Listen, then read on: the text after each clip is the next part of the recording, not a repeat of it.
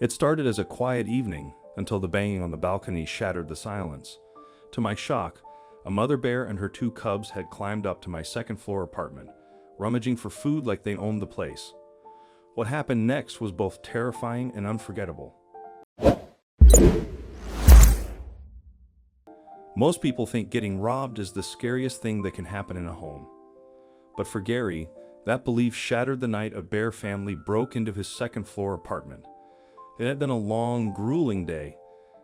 Gary had worked a double shift at the warehouse, and all he wanted was a cold beer, some takeout, and the comfort of his TV. But the moment he stepped through his door, the weariness drained from his body, replaced by a jolt of raw disbelief. His apartment was wrecked, utterly demolished. The trash can was overturned, its contents scattered across the kitchen. Couch cushions were shredded, the stuffing bursting like storm clouds. The fridge hung open, containers ripped apart, and their contents smeared across the counters. And the smell, thick, musky, wild, made his skin crawl. His first thought was burglary.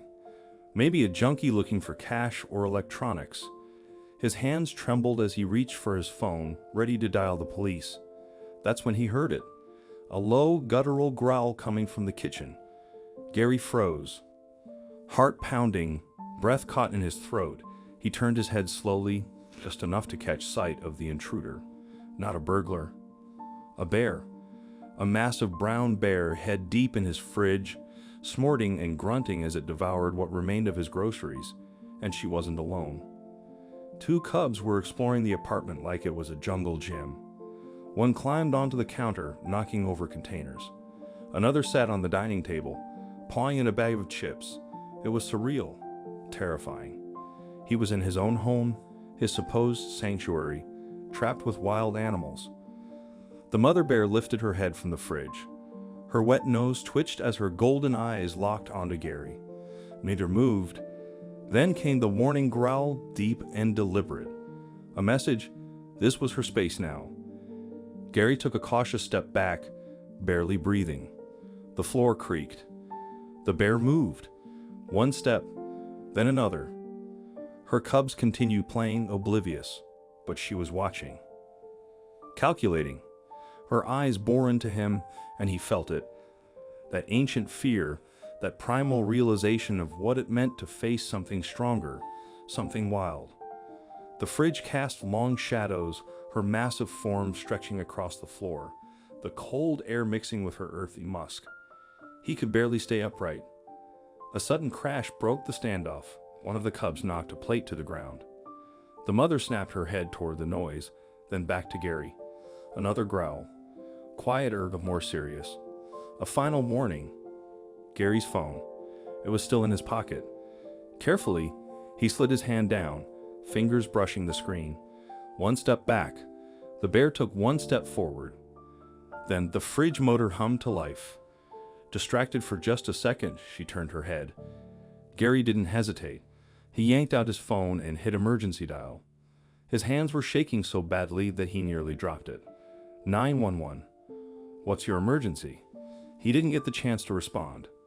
The bear growled. A sound so low and powerful it felt like it vibrated his bones.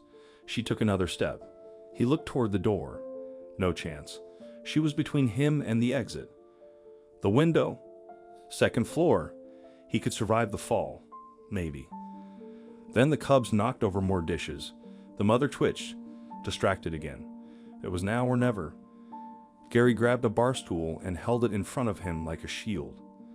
The bear turned her attention back to him, her mouth parting just enough to reveal her teeth.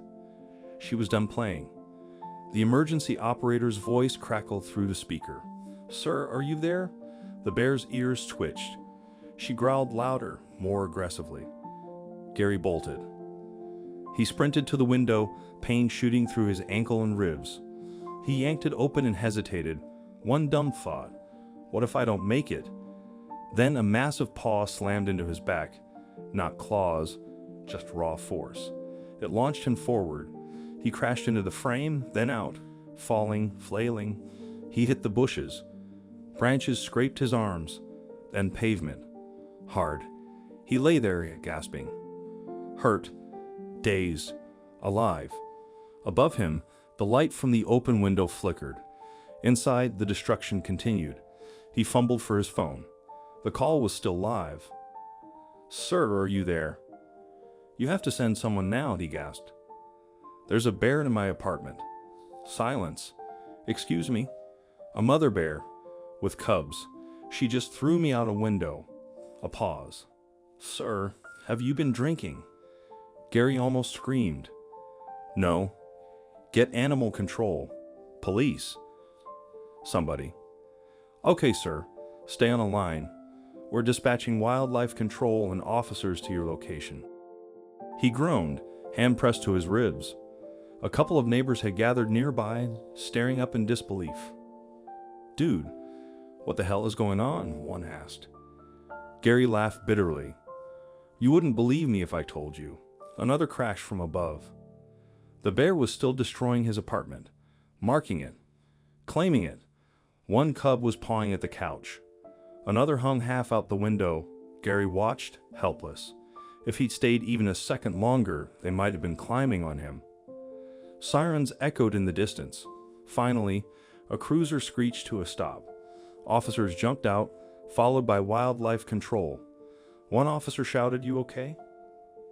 Gary opened his mouth to respond, but the bear moved, slowly, deliberately, toward the window. She stepped up onto the sill, claws digging into the frame. And then, she pushed up, climbing out. Panic surged through the crowd. "Sir, get back!" the officer yelled. Gary ran, behind him shouting. A horn, a growl, a warning shot fired into the air. The bear paused, conflicted, protective. She stood her ground, eyes darting toward her cubs still inside. Then the tranquilizer hit. 1, 2, she roared, staggered, swayed, then collapsed. The crowd fell silent. Wildlife control moved in cautiously. The cubs were carried out, confused but unharmed. The bear was alive, sedated, not killed. Gary watched them load her into the truck. She would be relocated. Safe, not punished. "You need medical attention," the officer said. Gary laughed weakly. "I need a new apartment." Reporters arrived. Cameras flashed. His phone buzzed with interview requests.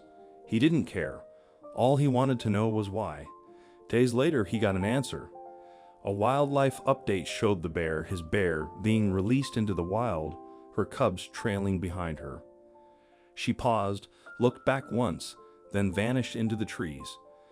Gary watched the video again and again. She wasn't a monster. She wasn't after him. She was a mother. Hungry. Desperate. Trying to survive. And maybe, just maybe, he hadn't been the victim. Maybe he had just stepped into her world. He didn't have answers. He didn't know if he ever would, but watching her walk away, he realized something. Maybe he didn't need them. What do you think of this story? Let us know in the comments section. I hope you like this story. Please give it a thumbs up and subscribe to our channel. Also subscribe and press the bell icon to never miss the update from our channel. Thank you.